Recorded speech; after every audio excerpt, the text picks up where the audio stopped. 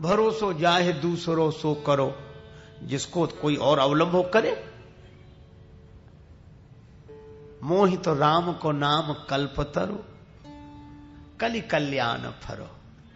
मुझे तो श्री राम जी का नाम ही कलयुग में कल्प वृक्ष हो गया है। ये मेरी अपनी बात है, और जिसको जो भरोसा सो करे। तो क्या फिर दूसरों के जो मत हैं वो? तो तुलसीदास जी तुरंत कहते, कर्म उपासन ज्ञान वेद मत सो सब भांति खरो। जो दूसरे कर्म की बात कर रहे हैं, ज्ञान की बात कर रहे हैं, उपासना की बात कर रहे हैं, तुलसीदास जी बोले वे सब खरे हैं, बिल्कुल सच्चे हैं, मार्ग 100% सच्चे हैं। पर जब सच्चे हैं तो आप क्यों नहीं वो मानते? बोले क्या करूं, मोह तो सावन के अंधई जो सूझत रंग हरो। मुझे तो वर्षा ऋतु में किसी की नेत्र ज्योति चली जाए तो उसे 12 महीने हरे ही हरे का आभास होता है कि हरियाली चारों तरफ है। बोले इसी तरह मुझे तो राम नाम पर ही पूरा विश्वास, पूरा भरोसा। ये मेरी व्यक्तिगत बात है। तो मैं आपसे यही निवेदन कर रहा था कि भक्त अगर हम हैं तो हमारी एक ही पहचान होनी चाहिए कि हम वाद विवाद में तो नहीं पड़ते, हम किसी से बहस में तो नहीं पड़ते। तेरे भावे जो करे भलो बुरो संसार, नारायण तू बैठ के अपनो भवन बुहार। अच्छा, ऐसा भी हो सकता है कि वो लोग भी अपने को भक्त समझने लगे जो किसी से बात ही ना करें। क्या बात करना, सब बेकार है, हम ही ठीक है। वे भी भक्त नहीं, भक्त वे हैं कि ना तो विवाद है उनका किसी से और ना कोई बात है। इसीलिए पार्वती जी ने जो उत्तर दिया वो बड़ा अद्भुत है। पार्वती जी बोली, महात्मा आपकी बात बिल्कुल सही है, ऋषियों आपकी बात बिल्कुल सही है, लेकिन एक चूक हो गई। जो तुम मिलते हो प्रथम मुनीषा, सुनते हूं सिख तुम्हारे धर सीसा। अगर आप पहले मिल जाते तो आपकी बात मान लेते, लेकिन अब मैं जन्म संभुहित हारा, इसीलिए को गुण दूषण करे विचारा। अब कौन गुण दोष का विचार करे? बनाकर तुझको मौला खुद को बंदा कर लिया मैंने, और महंगा हो या सस्ता अब तो सौदा कर लिया मैंने। भक्तिमती मीरा माता कहती हैं, मायरी में गोविंद लीनो, माई में गोविंद लीनो।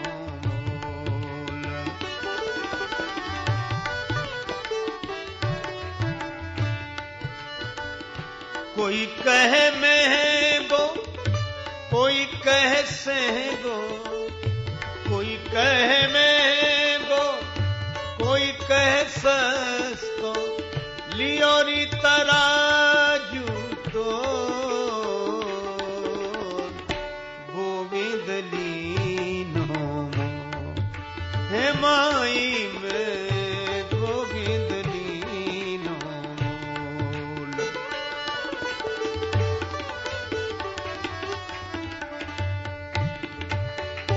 नो माई में गोविंद लीनो। इसीलिए मेरे तो गिरधर गोपाल दूसरो न कोई, जाके सिर मोर मुकुट मेरो पति सोई।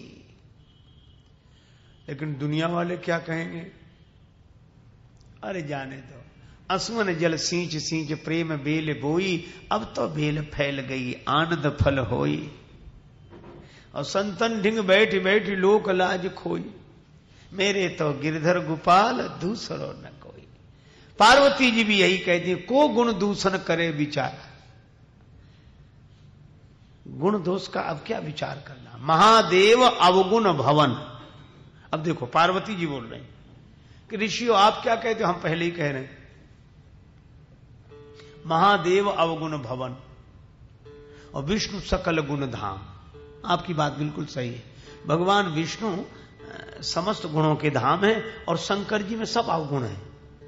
लेकिन क्या करें, मजबूरी ऐसी है, जाकर मन रम जाहि सन तेह ते ही सन काम। जिसका मन जिसमें रम जाए उसे वही ठीक लगता है। ऋषि बोले तो क्या यह तुम्हारी समझदारी है? पार्वती जी बोली मैं कब कह रही हूं कि मैं समझदार हूं?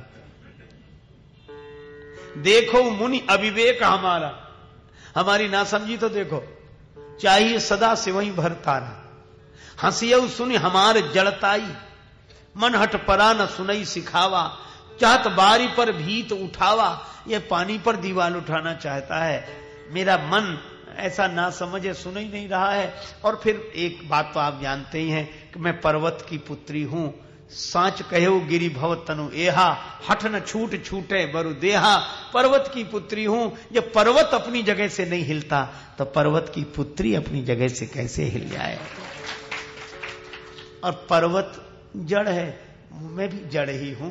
अब एक बात है क्या, अब ग्रह गमनेऊ भयऊ विलंबा। मैं हाथ जोड़ती हूं, प्रणाम करती हूं। अब आप पधारो, बहुत देर हो रही है, आपको और भी काम होंगे। लेकिन आप यह मत सोचना कि आपका आना व्यर्थ हुआ।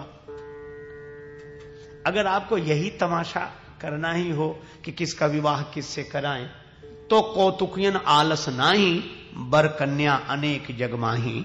अनेक वर कन्या है तो आप कराइए, पर हमने तो आप विचार क्या करना। यह है भक्त का लक्षण और यही कारण है।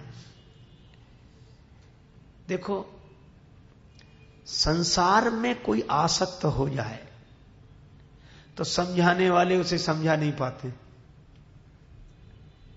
कहते इसको इतना समझाते हैं, क्यों नहीं समझा पाते? क्योंकि समझाते हैं बुद्धि से और आदमी समझता है बुद्धि से। समझाया बुद्धि ने, समझाते हैं बुद्धि से और समझता है बुद्धि से, पर रोग है मन का, इसीलिए लाभ नहीं होता। सिर तो स्वीकार करता है कि नहीं बात तो ठीक है, लेकिन भीतर बैठा है मन कहता कितनी सिर हिलाओ, मानना तो हमें है। आसक्ति। अब आप विचार करना कि जब क्षण भंगुर नश्वर तुच्छ संसार के प्रति हुई मन की आसक्ति को बड़े बड़े समझदार छुड़ा नहीं पाते हैं, और फिर जगन नियंता जगदाधार परम करुणा निधान और कोटि कोटि कंदर्प दर्प दमनीय शोभा के अमोघ आकर्षण परमात्मा से जिसके मन का लगाव हो जाए उसे कौन समझा सकता है? और यही कारण है भगवान श्री कृष्ण ने एक दिन बड़ी विलक्षण लीला की। और लीला कैसी? श्री राधिका जी गोपियों के संग श्री धाम वृंदावन में निरंतर प्रेमाश्रु बरसते हैं। एक दिन श्री कृष्ण की याद व्यथित कर रही थी। श्री राधिका जी ने पत्ते का दोना बनाया, दोना, और उस दोने में एक माला रखी और आंसुओं के प्रेम जल से सींचकर वह दोना जमुना जी में बहा दिया। मानो संदेश था कि श्री कृष्ण मथुरा में और श्री राधिका जी वृंदावन में, और जमुना जी की जो धारा है उसमें दोना बहा दिया। मानो संकेत कर दिया कि प्रेम की धारा में बहकर देखो, ये दो तो दिखाई दे रहे हैं पर दो ना, ये दो नहीं एक ही हैं। श्याम श्याम रटत रटत राधा श्याम भई, फिर यूं पूछत सखियन सो राधा कहां गई। और दोना का प्रमाण भी मिल गया। कैसे? बोले वह दोना जमुना जी में बहा दिया। श्री कृष्ण उद्धव जी के संग मथुरा में स्नान कर रहे हैं, जमुना जी लेकर आई मानो वह दोना। श्री कृष्ण ने डुबकी लगाई और जमुना जी में डुबकी लगाकर जैसे ही ऊपर आए तब तक वो पत्ते का दोना सिर पर आ गया था। श्री कृष्ण जल से बाहर निकले, दोना उलट गया, माला श्री कृष्ण के गले में गिर गई। और श्री कृष्ण के गले में माला गिरी तो उधर श्री राधिका जी के आंसू थे, इधर ए यथा माम प्रपद्यन्ते तांस तथैव भजाम्य हम। और भगवान श्री कृष्ण के आंसू बहने लगे और बोले क्या ऊधो मोहि ब्रज बिसरत ऊधो मोहि ब्रज बिसरत हंस सुता की सुंदर कगरी अरु कुंजल की छाही बिसरत नाही ऊधो मोहि ब्रज बिसरत नाही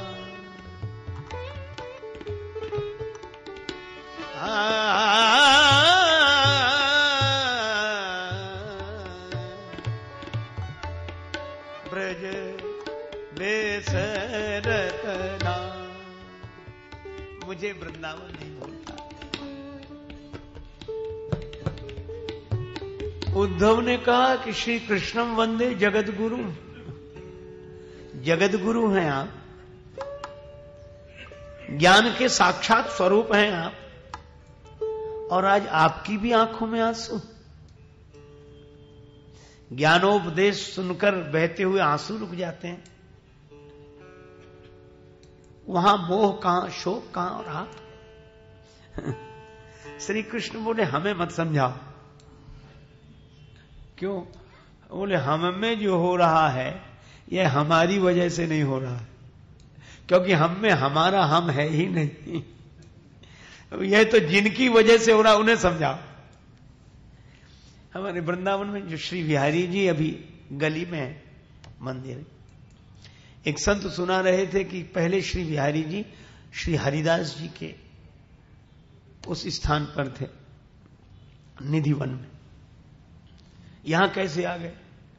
तो बोले एक भक्त थे संत, सो भगवान को रोज संगीत सुनाने जाते, गीत सुनाते, बिहारी जी को रोज सुनाते। एक दिन वो संगीत और भाव, भक्ति भाव से गीत सुनाते सुनाते चल दिए, गाना बंद नहीं किया, चल दिए, गाते गाते चल दिए। बिहारी जी उनके पीछे चल दिए, अब आगे आगे वो, पीछे पीछे वो। अब देखा करे ये कहां जा रहे हैं, इन्हें रोको रोको। अरे बिहारी जी आप कहां जा रहे? भगवान बोले उन्हें रोको। वो रुके तो हम रुके। और कहते हैं वो संत तब तक वो मधुर गीत गाते गाते उस गली में आ गए थे। जब उन्हें रोका गया, बिहारी जी बोले अब यहीं रहेंगे, आज से वहीं, आज तक वहीं है। तो भगवान कहते हैं कि हमें मत समझाओ, समझाना है तो उन्हें समझाओ। श्री कृष्ण भी बोले कि ये प्रेमाश्रु मेरी आंखों से बहे हैं, पर आंसू तो यह श्री राधिका जी के हैं, यह आंसू तो गोपियों के हैं, क्योंकि मुझ में और उनमें भेद नहीं है। उद्धव बोले तो कठिनाई क्या है? बोले उन्हें समझाना मुश्किल है। उद्धव बोले मैं जाऊंगा। भगवान बोले मैं भी चाहता हूं, जरूर जाओ।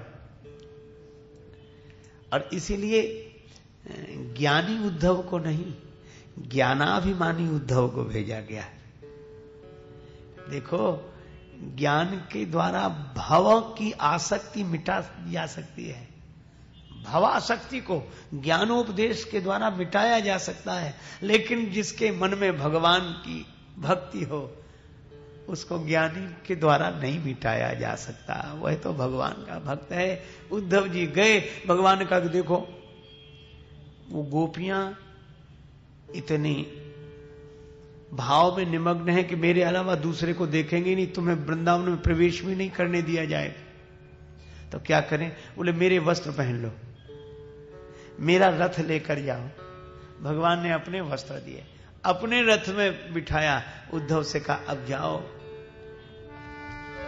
कहा उद्धव ने मोहन से मैं जाऊंगा वृंदावन और देखूंगा कैसा है अनुराग का कठिन बंधन। चल तो पड़े, लेकिन चले मथुरा से उद्धव वृंदावन निकट आया, वहीं से प्रेम ने अपना अनोखा रंग दिखलाया। जैसे ही वृंदावन में पहुंचे वृक्ष झूम रहे थे, और वृक्ष ऐसे ऐसे झूम कर मानो क्या कह रहे थे, बिटप झुक झुक के कहते थे, इधर आओ इधर आओ। और पपीहा पूछता था पी कहां है यह तो बतलाओ। नदी यमुना की धारा शब्द हरि हरि का सुनाती थी, भ्रमर गुंजार से भी बस यही आवाज आती थी, है प्रेम जगत में सार और कुछ सार नहीं। और नजदीक गए तो कांटे उलझ गए उद्धव के वस्त्र में, उलझ वस्त्रों में कांटे लगे। उद्धव को समझाने, तुम्हारा ज्ञान पर्दा फाड़ देंगे प्रेम दीवाने। गए श्री राधिका जी को जो दर्शन किया, गोपियों का जो दर्शन किया, गोपी प्रेम की ध्वजा, यानी जिनके दर्शन के लिए भगवान भी व्यग्र रहते हों। भगवान अपिता रात्रि शरदोत फुल्ल मल्लिका वीक्षरंतु मनश्चक्रे योग माया मुपाश्रिता। श्रीमद् भागवत में वर्णन है रास पंचाध्याय के आरंभ में, भगवान अपि, भगवान भी जिनका दर्शन करना चाहते हो। तुलसीदास जी ने लिखा, काम मोहित गोपी कन पर कृपा अतुलित कीन, जगत पिता बिरंच जिनके चरण की रजलीन। प्रेम की साक्षात मूर्तियां गोपियां श्री राधिका जी। फिर भी उद्धव ने उपदेश देना शुरू किया, अद्वैत ज्ञान का उपदेश दिया, पर वहां भी विवाद नहीं। राधिका जी ने बड़ी अच्छी बात कही, अद्वैत माने क्या है? उद्धव जी बोले दूसरा नहीं, दूसरे की तो भ्रांति है, दूसरा है ही नहीं। अच्छा, राधिका जी बोली तो हमें तो भ्रांति है, पर आप हमें समझाने, आपको तो नहीं है ना? ना नहीं है भ्रांति ना, दूसरा नहीं है, नहीं है। राधिका जी ने मुस्कुराकर कहा कि जो हो अद्वैत के कायल तो फिर क्यों द्वैत लेते हो? भला खुद ब्रह्म होकर ब्रह्म को उपदेश देते हो। जब दूसरा है ही नहीं तो किसे समझा रहा और कौन समझा रहा है? उद्धव सोचने लगे कि इस तरह से तो मैंने सोचा ही नहीं कभी। सुन श्री राधिका के वचन उद्धव की खुली आंखें, पड़ी थी ज्ञान मद की धूल वो धुली आंखें, नेत्रों से प्रेम जल निकल आया, पड़े श्री राधिका चरणों में, कहा गुरु मंत्र यह पाया, है प्रेम जगत में सार और कुछ सार नहीं। भक्त कभी किसी का विरोध नहीं करता, भक्त विवाद करते ही नहीं है। अब मैं क्या कहूं, इसलिए भक्त को हराना कठिन है। श्री रामकृष्ण परमहंस जी के पास एक नास्तिक गया, बड़ा विद्वान, बहुत कुतर्क करने वाला, और श्री रामकृष्ण देव भक्त, काली माता के भक्त, भगवान के भक्त।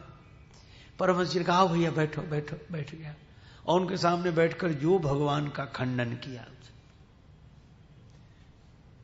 काली माता का खंडन, भगवान का खंडन खूब। लेकिन परमहंस जी जो थे वो बार बार पुलकित होते, बार बार हर्षित होते, वाह वाह वाह। उसको आश्चर्य हुआ कि ये कैसे भक्त हैं जो भगवान का खंडन सुनकर भी प्रसन्न हो रहे हैं। जब वो उठने लगा तो उसको हृदय से लगा लिया, वाह भैया बहुत अच्छा। तो उसने कहा कि हम ईश्वर का खंडन कर रहे हैं और आप ईश्वर के भक्त हो, तो इतनी प्रसन्नता का कारण क्या? परमहंस जी बोले, आज मुझे मेरे भगवान पर और पूरा भरोसा हो गया, पहले कम था, आज तुम्हारे मिलने से और ज्यादा हो गया। क्यों? बोले तुमने कमाल किया है, ऐसी प्रतिभा से उसका खंडन किया। तो बोले फिर भरोसा कैसे उन पर हुआ मेरे खंडन से? परमहंस जी बोले मैंने समझ लिया। क्या? बोले उसका खंडन ऐसी प्रतिभा से तुम कर रहे हो तो मुझे लगा ऐसी प्रतिभा तो भगवान ही दे सकते हैं और कोई नहीं दे सकता, इसलिए भगवान पर भरोसा हो गया मुझे। बोले जैसे अपने देखने के लिए भगवान ही दृष्टि देते हैं कि हमारी दृष्टि से हमें देखो, तो बोले अपने खंडन की प्रतिभा भी वही दे सकते हैं, इसलिए मुझे पूरा भरोसा हो गया। यह भक्त की सोच है। भक्त कभी किसी से विवाद नहीं। उद्धव की बात बिल्कुल ठीक है, सबकी ठीक है, लेकिन हमारी तो एक ही लालसा है, क्या? श्री कृष्ण मिल जाए। एति कह देव कन्हैया मिल जाएंगे, बस। श्याम तन श्याम मन श्याम ही हमारो धन, आठों याम ऊधो हमें श्याम ही सो काम है। तुम तो भये बोरे पाती ले आए दौरे, जोग कहां राखें रमे रोम रोम श्याम है। यह, और इसीलिए उद्धव जी गोपियों को नहीं समझा सके, समझ कर आए। सप्तऋषि पार्वती जी को नहीं समझा सके, समझ कर आए। और यही कारण है कि जिनके मन में भगवान की भक्ति का भाव बैठ जाता है, उन्हें कोई नहीं समझा सकता। सच्चे जो आशिक हैं वो बहकाए नहीं जाते, कदम आगे जो रखते हैं वो लौटाए नहीं जाते। तुम्हें, जिन्हें तुमसे मोहब्बत है मिटाए से नहीं मिटती, पतिंगे शम्मा पे जलते हैं वो समझाए नहीं जाते। तेरी मस्ती के मस्ताने, तेरी सूरत के दीवाने, खुशी से दार पे चढ़ते हैं लटकाए नहीं जाते। इसीलिए श्याम से दिल को लगाना कोई मजाक नहीं, जीते जी जान से जाना कोई मजाक नहीं। ये भक्ति देखो, शीस काट धरनी धरे और तापर राखे पांव, और इश्क चमन के बीच में ऐसा हो तो आओ। नागरीदास जी ने यह कहा। देखो, इसी तरह विचार करते ही नहीं है भक्त। भक्त वो जो विचार न करे। बड़ी अजीब बात है, भगवान से जिसका मन लग गया, अब क्या विचार करना है? को गुण दूषण करे विचारा। और विचार किससे किया जाता है? बुद्धि से। इसलिए बुद्धि का संबंध ज्ञान से है। इसीलिए भगवान जहां ज्ञान का उपदेश करते हैं वहां बुद्धि का नाम लेते हैं। जैसे पंचवटी में भगवान ने ज्ञानोपदेश किया, क्योंकि पूछा था काहू ज्ञान विराग और माया, काहू सो भगति करहु जेहि दाया। तो भगवान ने कहा थोड़े मऊ सब कहूं बुझाई, सुनहु तात मति मन चित लाई। वहां मति पहले, बुद्धि। पर यहां केवल भक्ति की बात कर रहे हैं, इसलिए भगवान एक ही बात कहते हैं, नवदा भगति कहूं तो पाही, सावधान सुन धरो मन माही। मन में रख लेना। और आसक्ति और भक्ति में ज्यादा अंतर नहीं। जगत को सब कुछ मानना आसक्ति है, और भगवान को सब कुछ मानना भक्ति है। इतना ही है, मन इधर से इधर आ जाए। यशोदा मैया सो रही हैं, नंद बाबा श्री कृष्ण भगवान को बाल रूप में वहां छोड़ कर आए, और भगवान रोने लगे। रोने क्यों लगे?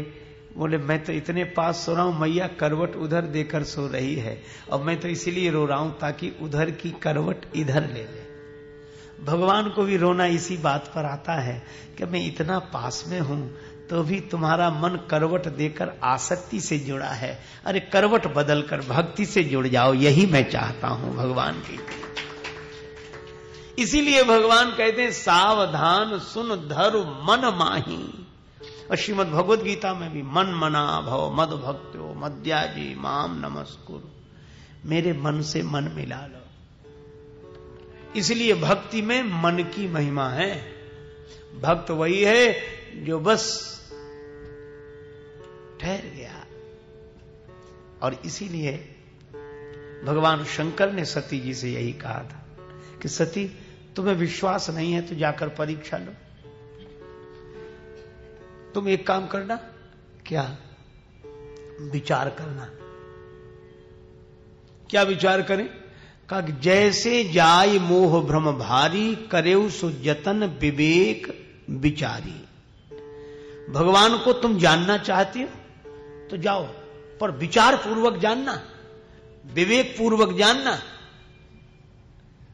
और शंकर जी से सती जी ने कहा कि आप भी चलो परीक्षा लेने के लिए। शंकर जी बोले हम तो नहीं जाएंगे।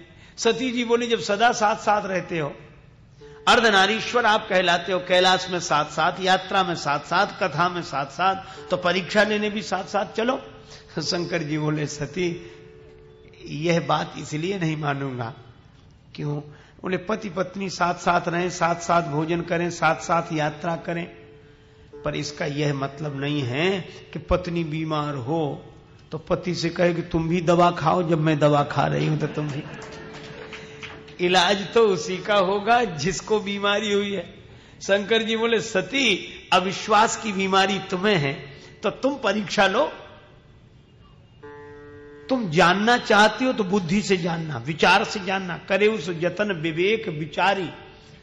और आप क्या करोगे? शंकर जी बोले हम तो बैठे हैं। बैठे हो? कहां बैठे हो?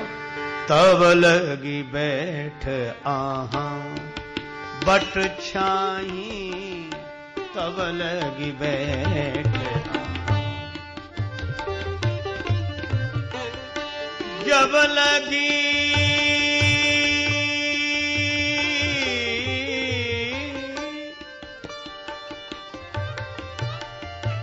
जब लगी तुम आई हूं मोही पाई,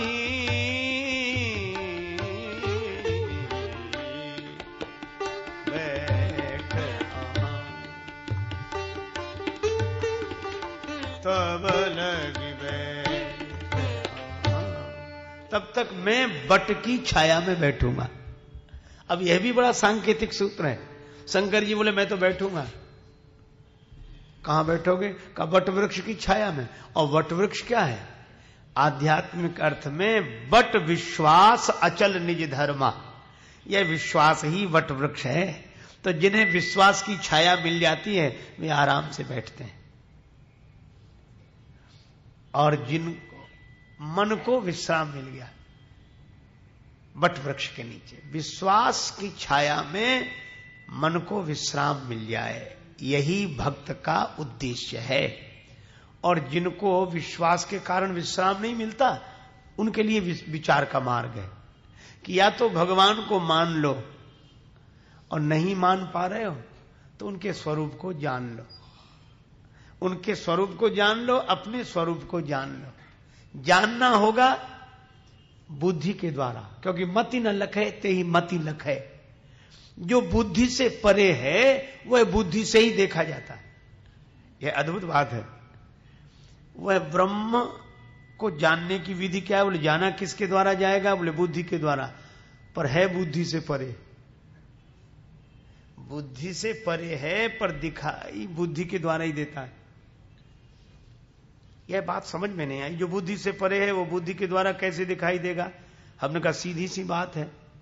कैसे? हमने कहा हम लोग अपना चेहरा देखना चाहें तो दर्पण के बिना कैसे दिखेगा? अच्छा, दर्पण के बिना चेहरा दिखाई दे ही नहीं सकता, कोई उपाय नहीं। दिखेगा दर्पण में ही। लेकिन फिर प्रश्न यह उठता है, क्या चेहरा दर्पण में है? दर्पण में नहीं है, पर दिखेगा दर्पण में ही। इसी तरह वह ब्रह्म बुद्धि से परे है, पर दिखेगा ऋतंभरा प्रज्ञा, पवित्र बुद्धि में ही। इसलिए बुद्धि के द्वारा उसे जान लो जो बुद्धि से परे है। भरोसो जाहे दूसरो सो करो, जिसको कोई और अवलंबो करे। मोहि तो राम को नाम कल्पतरु, कलि कल्याण फरो। मुझे तो श्री राम जी का नाम ही कलयुग में कल्प वृक्ष हो गया है। ये मेरी अपनी बात है, और जिसको जो भरोसा सो करे। तो क्या फिर दूसरों के जो मत हैं वो? तो तुलसीदास जी तुरंत कहते, कर्म उपासन ज्ञान वेद मत सो सब भांति खरो। जो दूसरे कर्म की बात कर रहे हैं, ज्ञान की बात कर रहे हैं, उपासना की बात कर रहे हैं, तुलसीदास जी बोले वे सब खरे हैं, बिल्कुल सच्चे हैं। मार्ग 100% सच्चे हैं। पर जब सच्चे हैं तो आप क्यों नहीं वो मानते? बोले क्या करूं, मोह तो सावन के अंधई जो सूझत रंग हरो। मुझे तो वर्षा ऋतु में किसी की नेत्र ज्योति